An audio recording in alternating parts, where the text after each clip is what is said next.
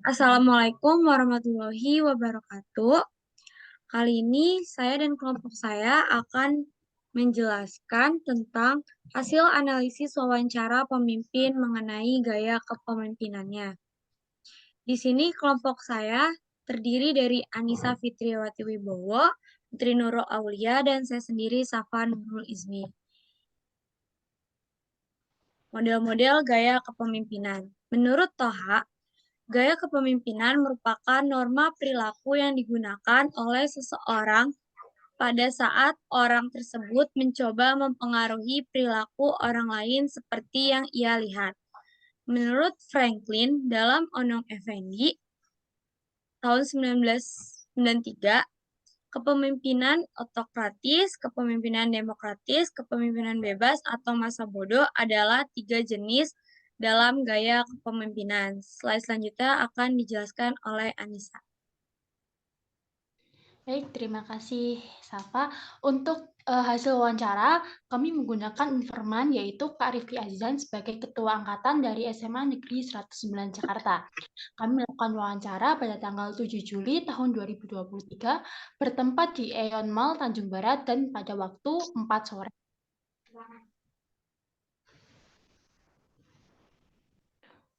Dan selanjutnya untuk hasil wawancara dan pembahasan.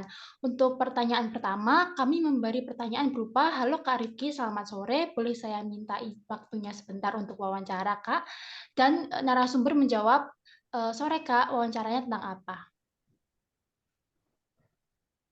Selanjutnya kami memberi pertanyaan kedua yaitu, kami meminta izin untuk menanyakan namanya dan saat ini kesibukannya tentang apa. Dan selanjutnya narasumber menjawab, namanya adalah Rifki Azizan dan kesibukannya sebagai mahasiswa semester 3 di Universitas Negeri Jakarta. Selanjutnya yaitu pertanyaan ketiga berupa apakah kakak punya pengalaman sebagai seorang pemimpin dalam suatu organisasi, baik dalam instansi pendidikan maupun di luar instansi pendidikan, dan narasumber menjawab bahwa beliau pernah saat SMA pernah menjabat sebagai ketua angkatan di sekolah, yaitu di SMA Negeri 109 Jakarta. Baik, untuk slide selanjutnya, pada pertanyaan keempat, yaitu mengenai apa tugas dan tanggung jawabnya sebagai ketua angkatan. Narasumber menjawab tugasnya adalah membuat anggotanya untuk dapat menjalankan program kerja secara bersamaan.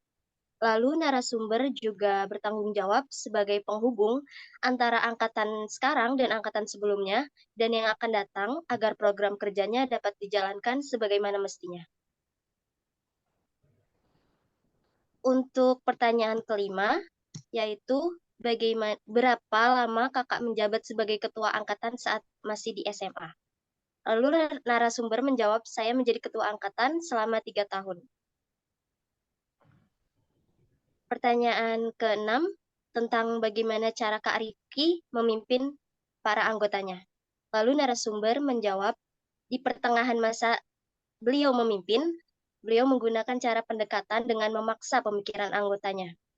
Namun, Pak Rifki merasa itu salah, jadi dia mengubah cara memimpinnya menjadi lebih baik dengan menerima berbagai pendapat dari anggotanya.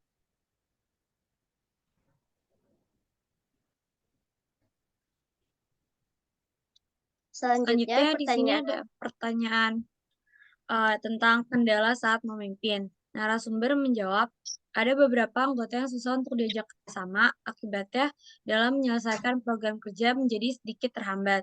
Selanjutnya narasumber juga menjawab, banyak anggota yang tidak suka dengan cara memimpin beliau karena memaksa pemikiran mereka. Lalu untuk pertanyaan terakhir, tips untuk anak muda yang akan memimpin seperti apa tanggapan Kak Rifki?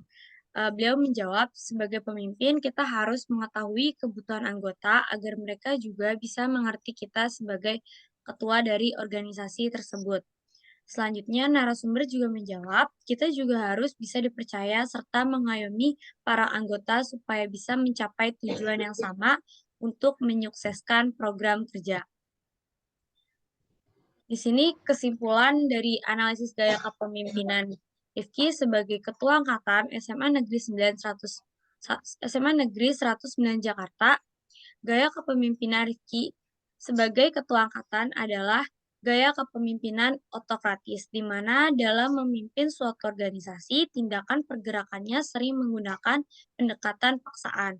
Selain itu, ia juga menggunakan gaya kepemimpinan demokratis, yang selalu berusaha menjadikan bawahannya sukses dan berusaha mengembangkan kapasitas diri pribadi sebagai pemimpin.